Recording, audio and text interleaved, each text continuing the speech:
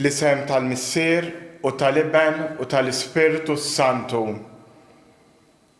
Grazzi lilkom muslim minn Alla Missierna u Sidna Ġesu Kristu. U til-eżis l-lum qegħdin nofru di l-Quddiesa għal-ruħ dastija t-tard u l-familja Gambin.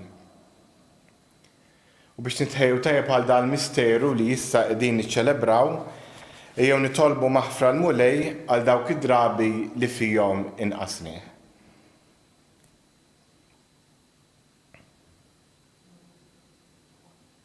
Mulej ħnina, Kristu ħnina, mulej ħnina. Iħenna lina Alla li jista' kollox, jaħfrinna dnubitna u wassalna għal ħajja ta' dejjem.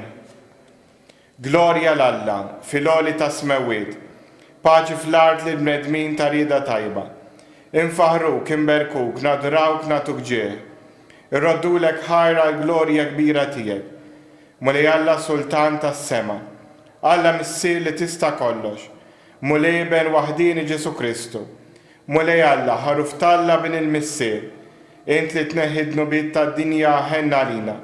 Int li tneħħi d-nubiet tad-dinja il-qatt tal-btana. Int li qiegħed fuq il-lemin tal-Missier ħenna lina. Għaliex int waħdek qaddis, int waħdek mulej, int waħdek il-għoli Ġesu Kristu, mal-Ispiritu Santu, fil-glorja tal-Missier Alla. Amen.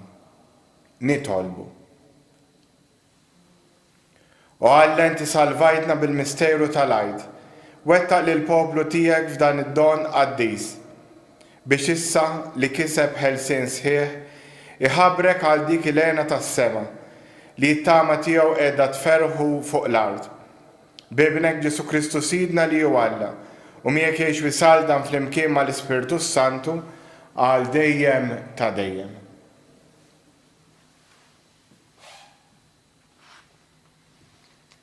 Qari mill-ktieb tal-Atti tal-Apostli. Nar lejt il-50, Pietru qal lin-nies tal-Ludija: ħajkun jaf fi żgur il-poplu kollu ta' Iżrael li lil dan Ġesu li intom sallabtuh Alla għamlu mulej u Messija. Dan il-kliem li semgħu laqtilhom qalbhom u qalu l-Pietru u l-Apostli l-oħra: l-aħwa, x'għandna x'nagħmlu aħna? U Pietru weġibhom: indmu u jitgħammed kull min minnkom f'isem ta' Ġesu għal maħfra ta' dnubiet u intom tirċievu d-don tal-Ispiritu Santu. Għax il-weda qiegħda għalikom u għal uliedkom u għal dawk kollha li huma fil-bogħod, dawk kollha li l-mulej Alla tagħna sejħilhom.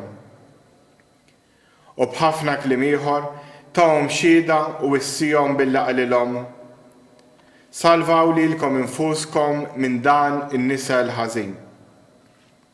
Għalhekk dawk li laqgħu kliemu tagħmdu u dakinhar ingħaqdu mad-dixxipli madwar 3,000 ruħ. Il-kelma tal-mulej, irroddu ħajr lill-Alla. Is-salm. Bit-tieba tal-mulej mimlija l-art. Sewwa hi l-kelma tal-mulej, kollox bil-fedeltà u għamel, u jħobb id-dritt u s-sewwa, bit-tieba tal-mulej mimlija l-art. Ara, għajnejn il-mulej fuq dawk li jibżgħu minnu, fuq dawk li jittamaw fit-tama tiegħu, biex jeħlisilhom il-mewt ħajjithom u jaħjihom fi żmien il-ġuħ. Ruħna tixxenna għall-mulej u l-għajnuna u t-tarka tagħna. Ħatkun mulej it-tieba tiegħek fuqna kif fik hi it-tama tagħna. Alleluja, alleluja. Dan hu l-jum li jagħmel il-mulej, ħanifirħu u nitennew fih. Alleluja. Il-mulej magħkom. Qari mill-Evanġelu skont San Ġwan. F'dak iż-żmien Marija baqgħet il-barra mill-qabar tibki.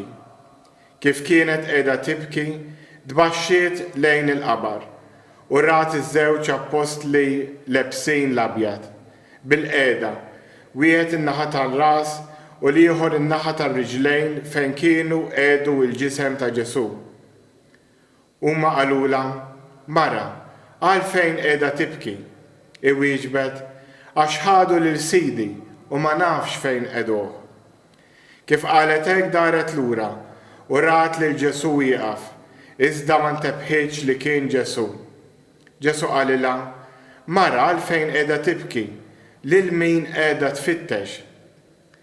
Iħasbet li kien il-ġardinaru qaltlu, Sinju, jekk ħadtu int minn hawn, għejdli fejn qiegħdu u jiena nġibu lura. Ġesu sejħilha Marjam, idaret u qaltlu bil-ludi, Rabbuni, li tfisser Mgħallem. Ġesu qalilha, lażżomnix, għax għadni ma tlajtx għand il-missier. Imma mur għand ħuti u għejdilhom li se nitla' għand missieri u missierkom, Alla tiegħi u Alla tagħkom.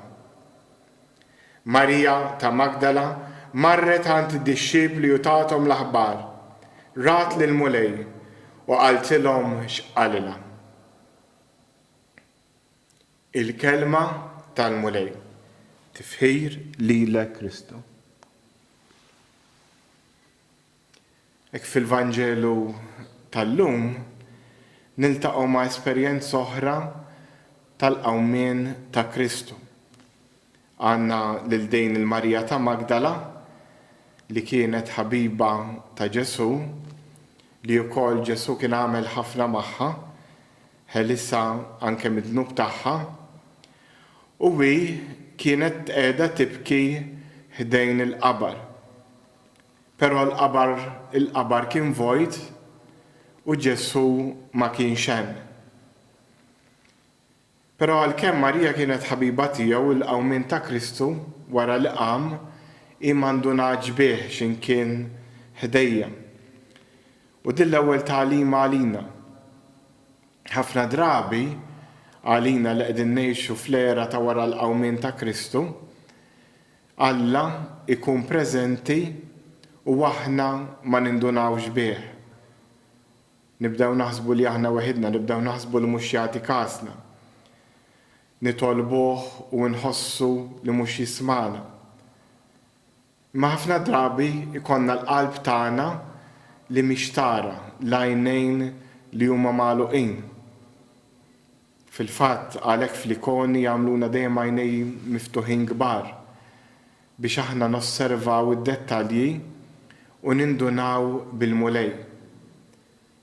Però li tinduna bih idejjem grazzja.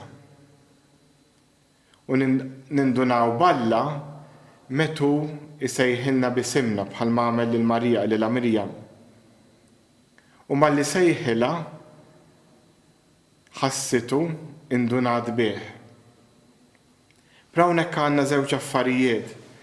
Din Marija tmur tanqu, it-traduzzjoni Maltija li għandna bħalissa ilha tmissnix, però waqt li naqra qedtilkom traduzzjoni aħjar lażżomnix.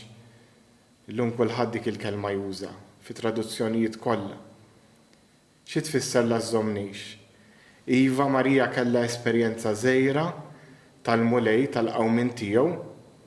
Dik l-esperjenza li da twassalha biex temmen fil-qawmien u biex imbagħad titlaq tmur xud. Però ma setax tibqa' hemm. Għax bħalissa fi żmien tal-Knisja sa x'in imbagħad ingħaqdu mal-Alla fis-sema, l-esperjenzi tal-Alla jkunu mumenti qosra. Bħalma jista' jiġri lili u lilek. Ikun hemm mumenti żgħar li fihom tħoss lil mulej, però mill-banda l-oħra ma tridx iżommhom. Ma tridx tipprova li terġa' tirrepetihom għax dik issir xi ħaġa tiegħek. Il-mulej meta jrid b'mod liberu jurik lilu nnifsu, iħallik tħossu, però dik tkun biżżejjed biex imbagħad inti timtela bl-enerġija u tmur tagħtih l-oħrajn. Però mbagħad li tibqa' tippretendi li jżommu li tikkapparra dik l-esperjenza ta' Ġesu mhix ġejja minn Alla imma ġejja minnek għal gost tiegħek. Għalhekk jew nitolbu l-mulej llum jagħtina l-erf tiegħu. Dan l-erf biex l-ewwel qabel kollox bħal Marija ta' Magdala nesperjenzah f'xi mumenti fil-ħajja tagħna. Però meta nesperjenzah ma nifqux hemm. Però bħal Marija immorru nxandru l-aħbar. ma noqdux niddubitaw lilna nfusna, nemmnu f'dik il-laqgħa ma' Alla u bħal Marija Ġesu imbagħad nibqgħu niftakruha. Marija li kienet iżżomm dawn l-esperjenzi f'qalbha. Inżommuha f'qalbna u niftakruha iva. Nikkapparrawha nippretendu li ser terġa' tiġri dik le. Dik id-don tal-mulej li jagħtihulna meta jridu. Fiskiet nitolbu.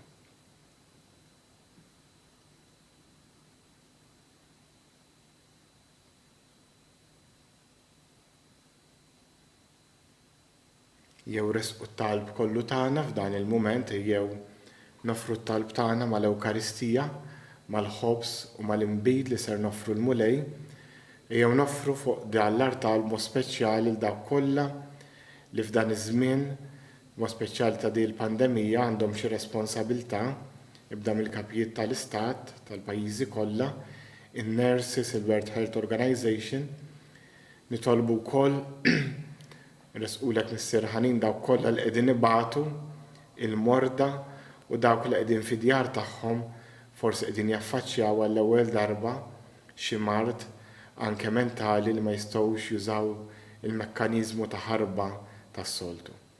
Nitolbu għal dan kollu u flimkien ma' dan anke minn djarkom tistgħu iżżidu it-talba tagħkom.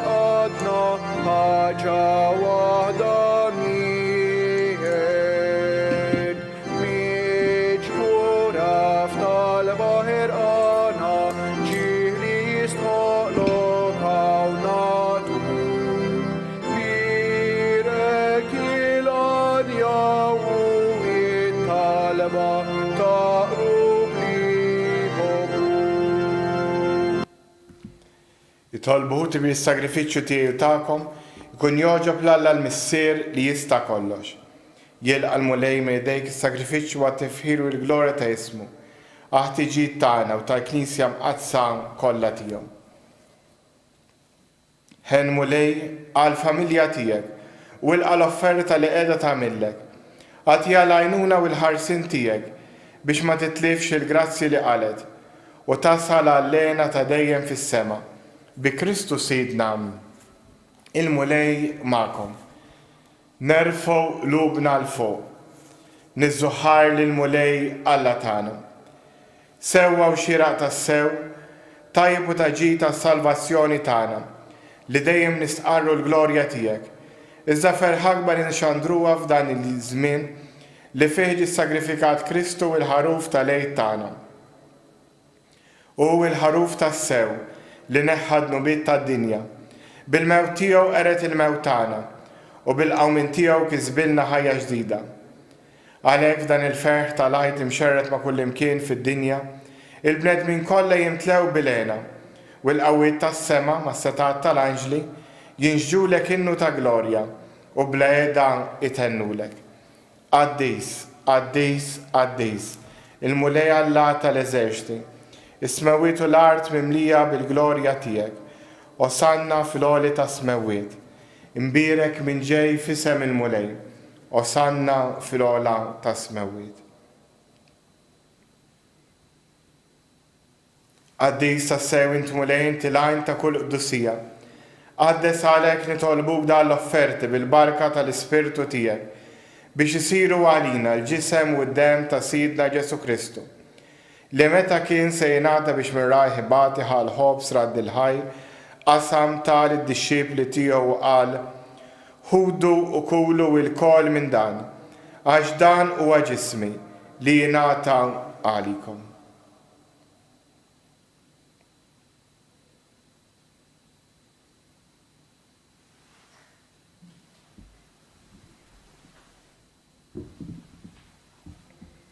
Ek ukoll wara li klaħa l-kalġ reġrat il-ħar tal-disċipli tiegħu qal, ħudu jxorbu minnu il-koll, għax dan huwa l-kalġ ta' demmi, tal-patt il-ġdid li jibqa' għal dejjem, id-demm li jxerret għalikom u għall-bnedmin kollha għall-maħfra ta' dnubiet. Għamlu dan b'tifkira tiegħi.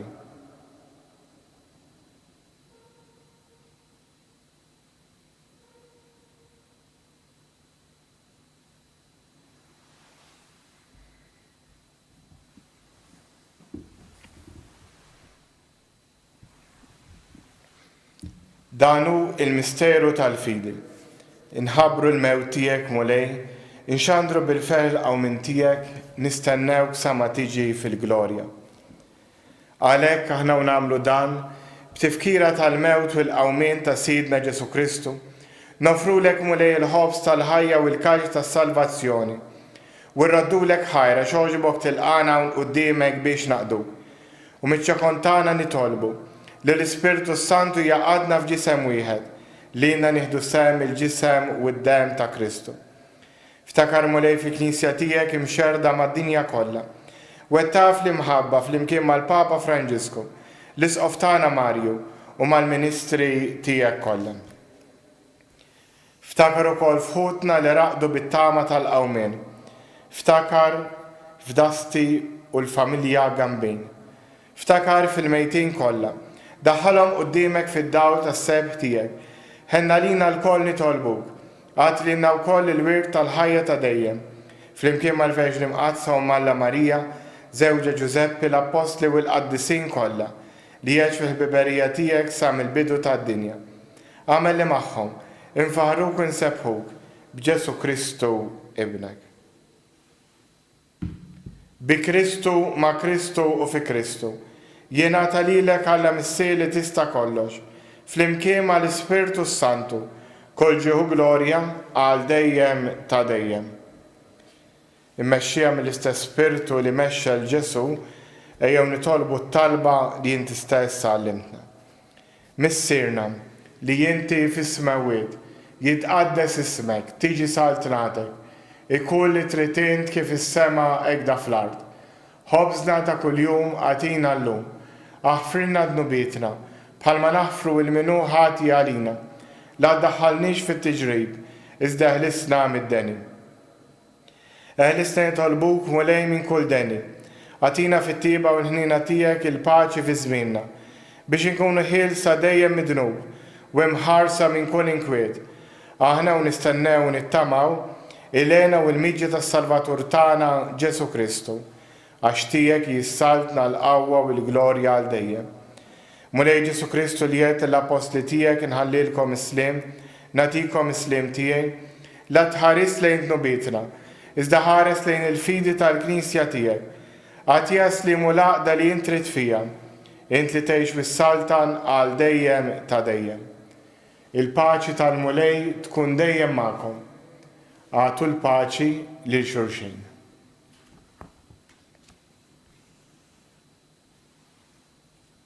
Ħaruf Talla li tneħħi dnubiet tad-dinja ħenna lina. Ħaruf Talla li tneħħi dnubiet tad-dinja ħenna lina. Ħaruf Talla li tneħħi dnubiet tad-dinja għatina l-paċi.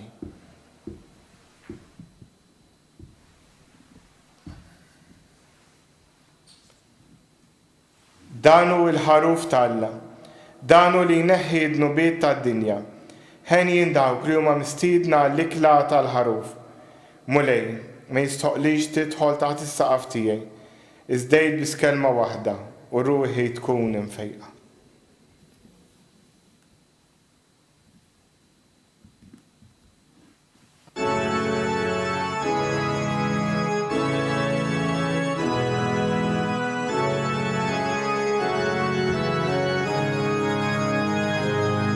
Tkun imbirek mulej għal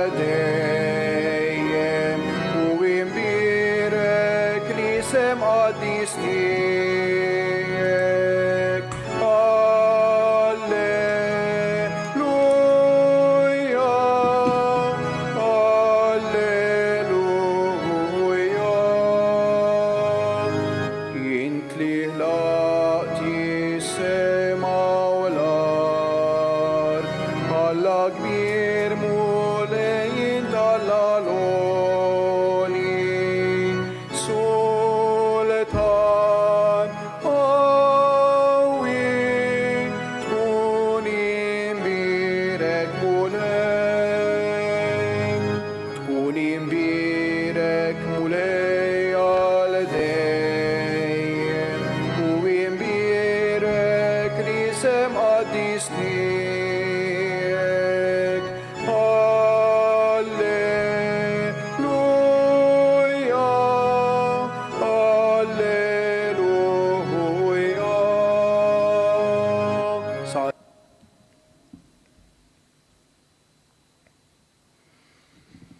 issa nagħmlu flimkien it-qarbina tax-xewqa. Ġesu, jiena nemmen li inti nsabta bil-ħaq fis-sagrament tal-Ewkaristija. Irrid inħobbok fuq kollox u fuq kulħadd. Intaf li nixtieq nirċevik ġewwa fija. Imma ġara darba bħalissa ma nistax nilqek ġewwa fija sagramentalment, nitolbok tiġi fija spiritwalment. Ejja għandi Ġesu tiegħi biex jiena niġi għandek. Ħeġġiġni fl-imħabba għalik biex f'ħajti u f'mewti jien nemmen fik, nitma' fik u nibqa' nħobbok għal dejjem. Glorja l-Missier u l-Iben u l-Ispirtu Santu, kif kien mill-bidu issa u dejjem u jibqa' dejjem ta' dejjem. Amen. Glorja l-Missier u l-Iben u l-Ispirtu Santu, kif kien mill-bidu issa u dejjem u jibqa' dejjem ta' dejjem. Amen. Glorja l-Missier u l-Iben u l-Ispirtu Santu, kif kien mill-bidu issa u dejjem u jibqa' dejjem ta' dejjem. Amen.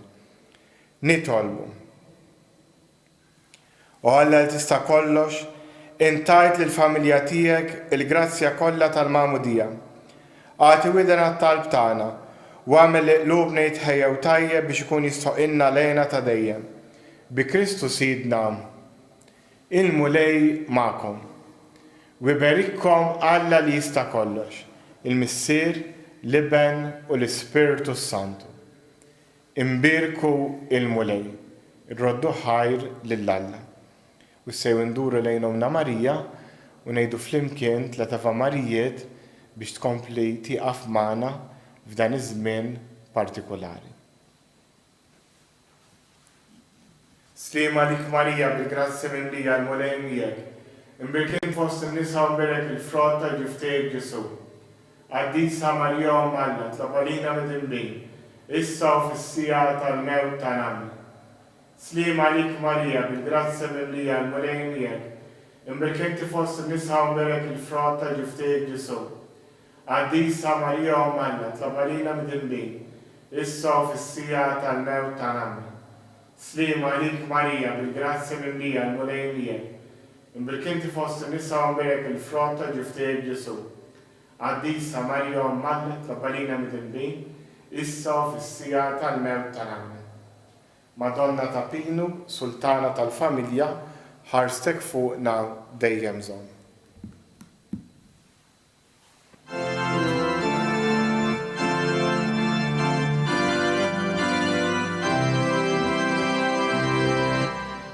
Il-maqdes ta' Pinu, il-firxet id-dija, li tixet jimħabetek, Tana Marija.